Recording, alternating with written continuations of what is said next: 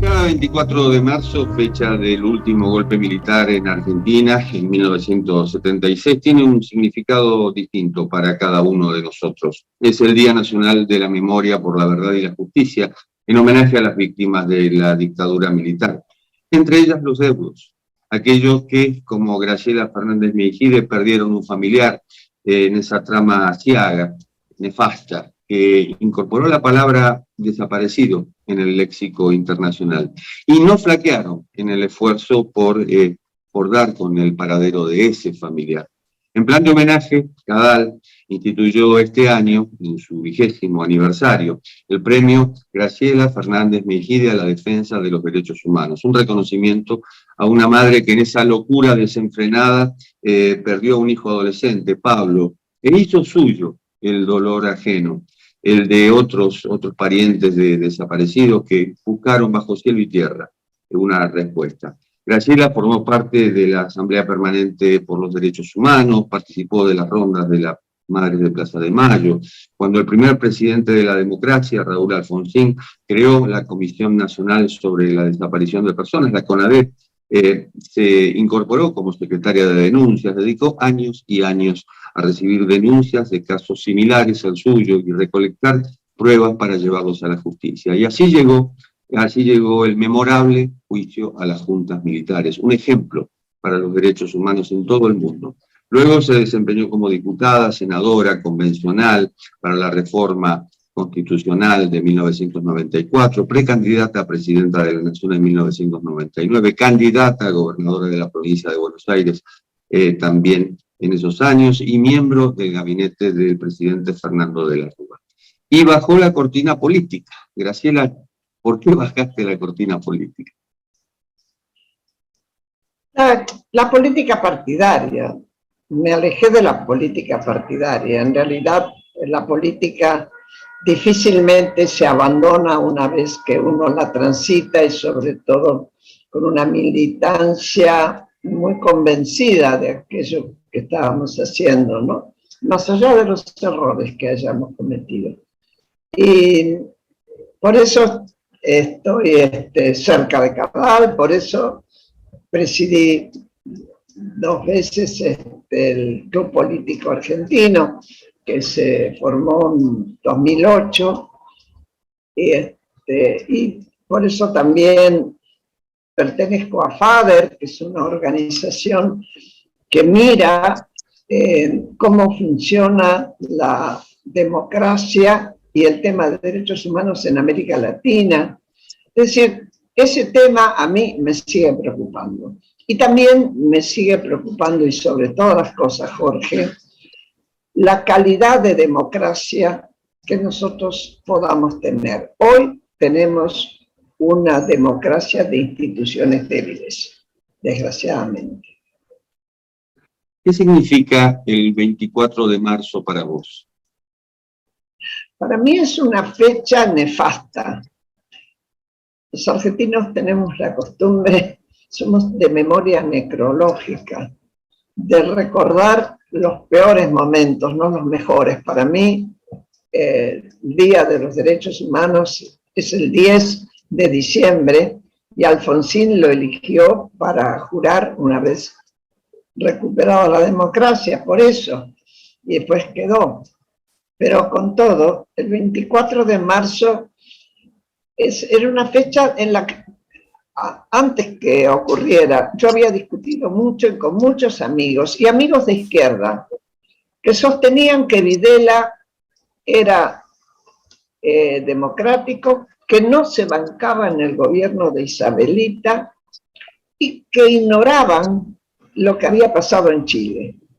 En Chile ya Pinochet era dictador, y yo tuve en mi instituto de idiomas refugiado a un médico argentino que había trabajado con Allende, el presidente chileno que se suicidó cuando lo iban a detener en la Casa de la Moneda, que era el lugar de gobierno.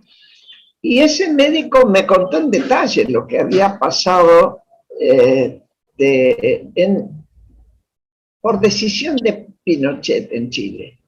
Él estuvo un tiempo, 2 semanas, hasta que le dieron asilo a través de ACNUR en Brasil, pero a mí me alcanzó para entender que lo que se venía acá, y lo había anunciado Videla después de Montechingolo, que fue un ataque muy irracional, por cierto, como muchos de los que llevaba a cabo la guerrilla, y dijo, morirán todos los que tengan que morir. Yo imaginé que iba a ser una dictadura dura. Lo que no pensé es que nos iba a tocar como familia. En algún momento dijiste que en el momento del secuestro, la detención de Pablo, te diste cuenta de que dejaste de ser ciudadano. Así es, así es.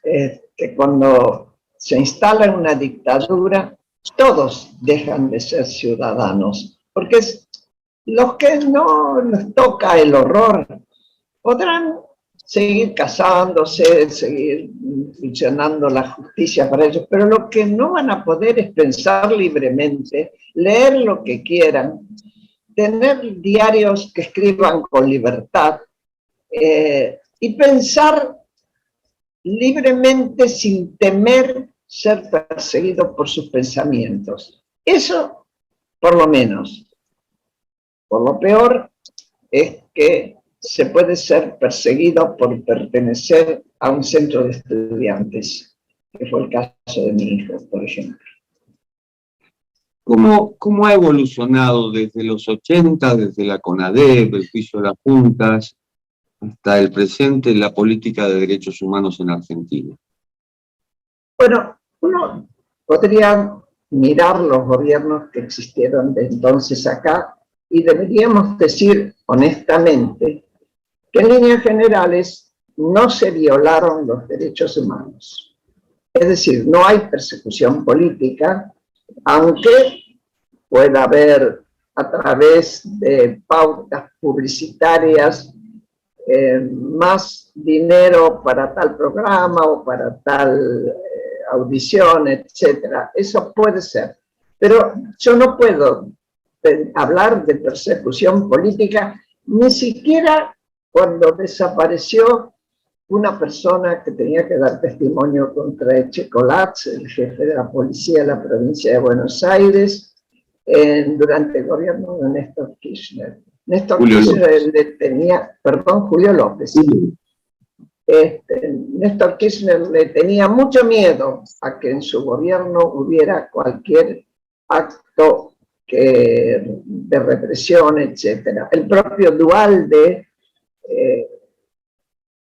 hubo la muerte de 2 jóvenes, José y Santillán, que él dijo, ahí me fue mi gobierno.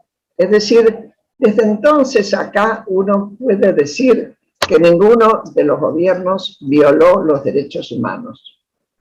Ahora, al mismo tiempo, podemos preguntarnos si bien es cierto que los derechos políticos y civiles, es decir, el derecho a la vida, a la integridad física, a no ser torturado, a no ser desaparecido, fue respetado, nos podemos preguntar sobre los derechos que tienen que ver con el tema social.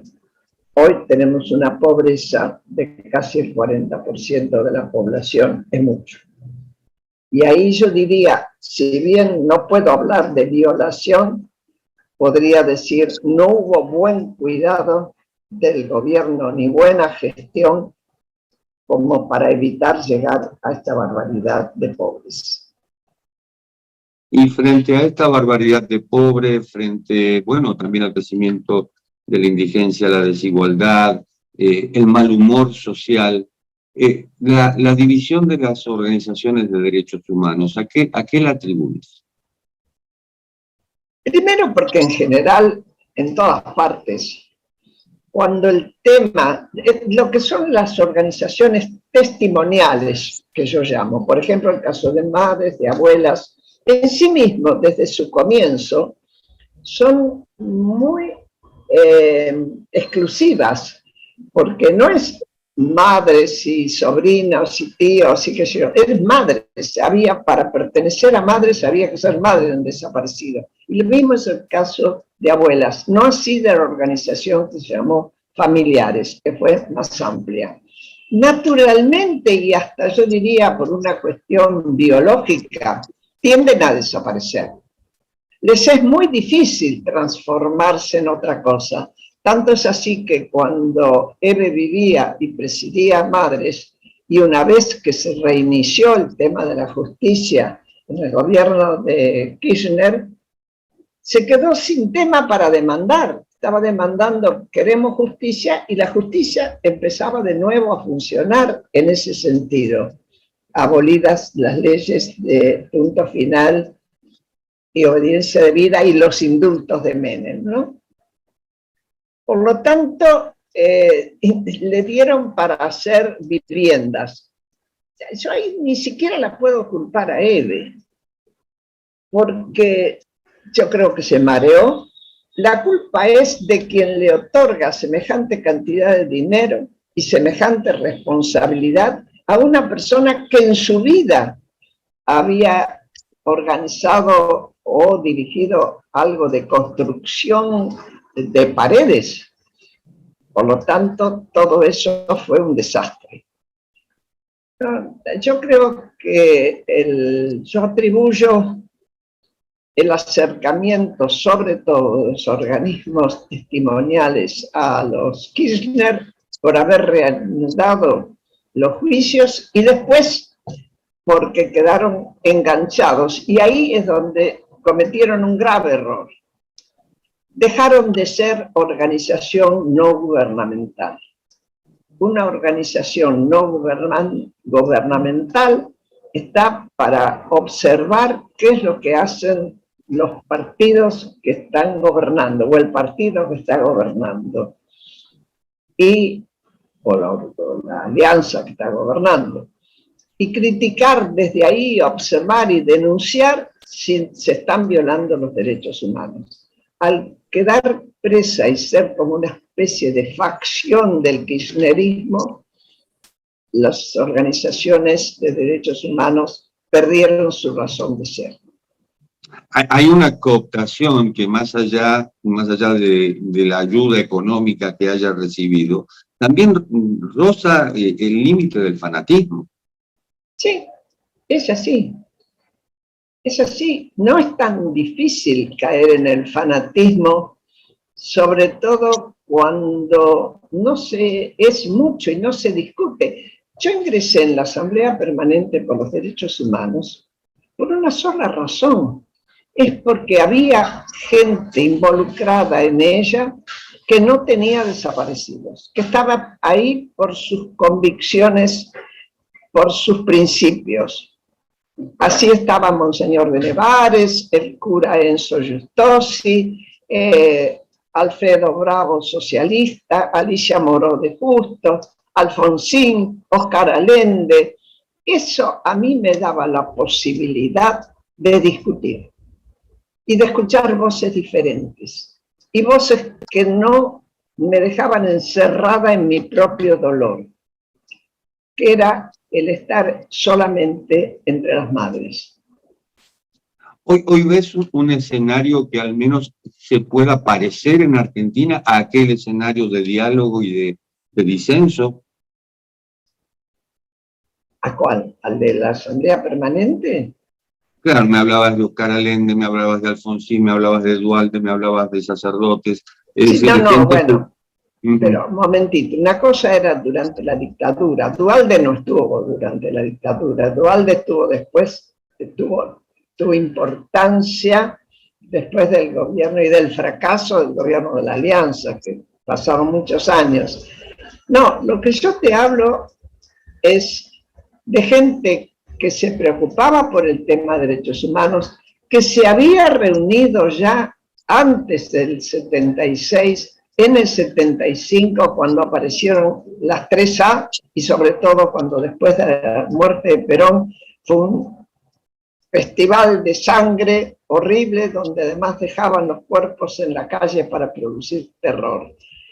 En ese momento se formó la asamblea para pedir que se parara con eso desde el gobierno. Se dirigían a Isabel, que en realidad era un gobierno muy débil. Ahora, hoy por hoy, una de las dificultades que yo veo, y sin que exista una amenaza de semejante naturaleza como tuvimos, para nada, veo poca voluntad de diálogo entre los distintos personajes de la política partidaria.